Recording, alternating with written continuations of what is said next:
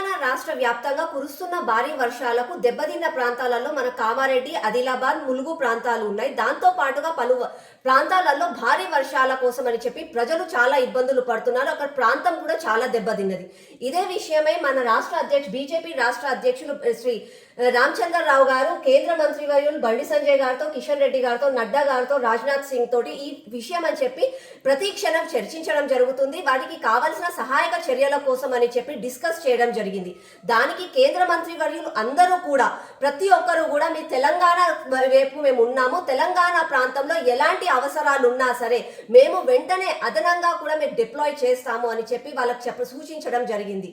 అందుకని చెప్పి ముఖ్యంగా అంటే మనం ఎక్కువగా ప్రాంతాలలో వర్షం వల్ల అంటే ఎయిర్ లిఫ్టింగ్ చేయాల్సి వస్తుంది. ఎక్కడైనా మనుషులు చిక్కుకుపోయారనుకోండి, అందులో ఎయిర్ లిఫ్టింగ్ చేయాల్సి వస్తుంది.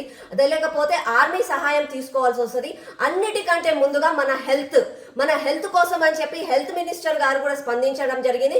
అలాగే ఫుడ్ మెటీరియల్సే కానీ అలా ఏవైనా అవసరాలు ఉన్నా సరే బీజేపీ కేంద్ర ప్రభుత్వం ఎప్పుడు కూడా తెలంగాణ వైపే ఉంటుంది, తెలంగాణకి అనుక్షణం సహాయం చేస్తుంది అని చెప్పి రామచంద్రరావు గారికి చెప్పడమే జరిగింది. ఈ ద్వారా రామచంద్రరావు గారు మా బీజేపీ మొత్తం రాష్ట్రంలో ఉన్న ప్రతి ఒక్క కార్యకర్తకు ఆదేశించడం జరిగింది. మేము బీజేపీ తరఫున ప్రతి ఒక్కరికి ఎలాంటి సహాయం ఉన్నా సరే ఈ వరద వల్ల ఎవరైనా ఇబ్బందులు పడుతుంటే 24/7 అవైలబుల్ గా ఉంటాము. దయచేసి ఎక్కడైతే ముంపు ప్రాంతాలకు గురైన ప్రజలు దయచేసి అందరూ ఒకటి గమనించండి, మీ దగ్గరలో ఉన్న మా బీజేపీ బంధనాధ్యక్షులను, దాంతో పాటుగా బీజేపీ కార్యకర్తలను ఎలాంటి సహాయం కన్నా మీరు ఒక్కసారి వాళ్ళని అడగండి.